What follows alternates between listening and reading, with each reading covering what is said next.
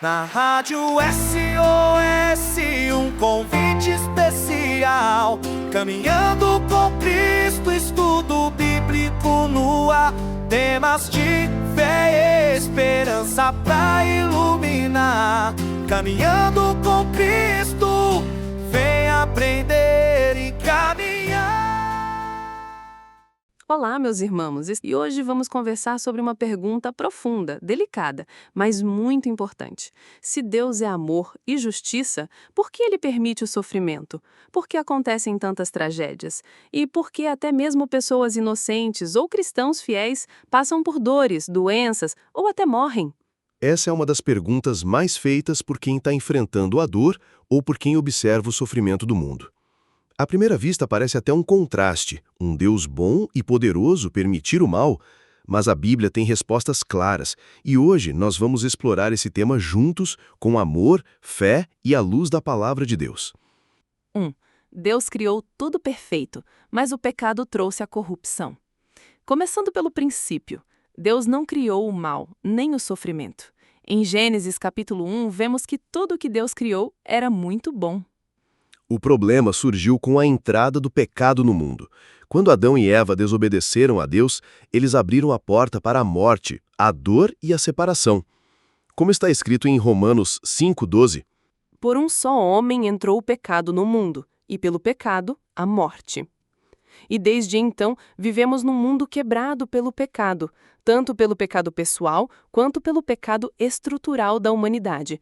As guerras, as doenças, a injustiça, as tragédias, tudo isso são consequências do mundo caído. 2. Deus é amor, mas também é justiça. É essencial entender que Deus não é só amor, Ele também é santo e justo. Em Salmo 89,14 diz: Justiça e juízo são a base do teu trono, misericórdia e verdade vão adiante do teu rosto. Ou seja, Deus nos ama profundamente, mas Ele não ignora o pecado. Ele permite que muitas situações aconteçam porque Ele respeita o livre-arbítrio humano e, ao mesmo tempo, não impede todas as consequências do pecado. Mas por que os inocentes sofrem? Essa é uma das maiores dores da humanidade, e a Bíblia não ignora essa realidade. Veja o que Jesus disse em Mateus 5,45.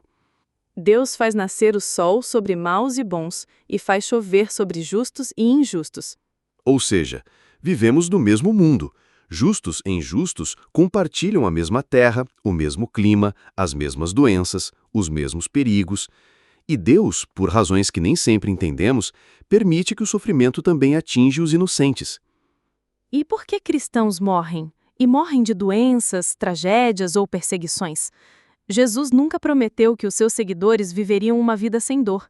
Pelo contrário, em João 16:33, ele disse: No mundo tereis aflições, mas tende bom ânimo, eu venci o mundo.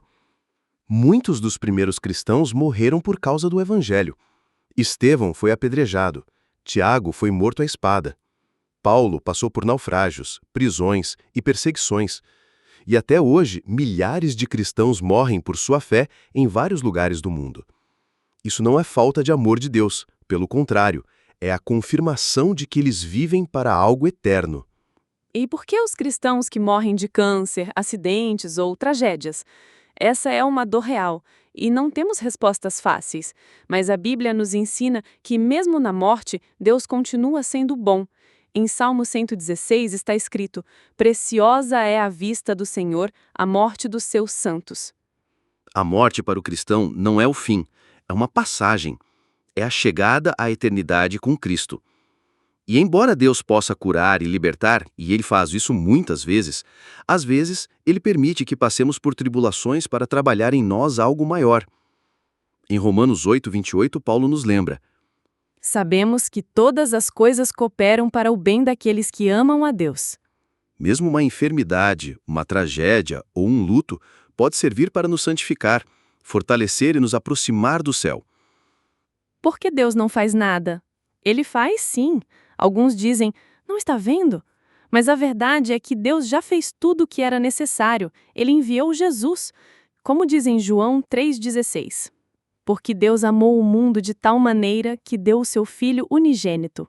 Deus já nos deu o remédio contra o pecado e a morte, o sangue de Cristo, e Ele prometeu que um dia enxugará toda lágrima. Veja o que diz em Apocalipse 21:4. E Deus enxugará dos seus olhos toda lágrima, e não haverá mais morte, nem pranto, nem clamor, nem dor.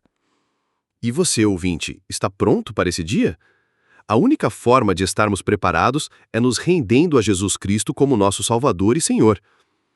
E se você deseja aprender mais, orar conosco e caminhar com pessoas que amam a palavra, venha nos visitar. Estamos na Rua Benjamin Constant, ao lado do Saladão, em Caçapava do Sul. Vai ser uma alegria te receber.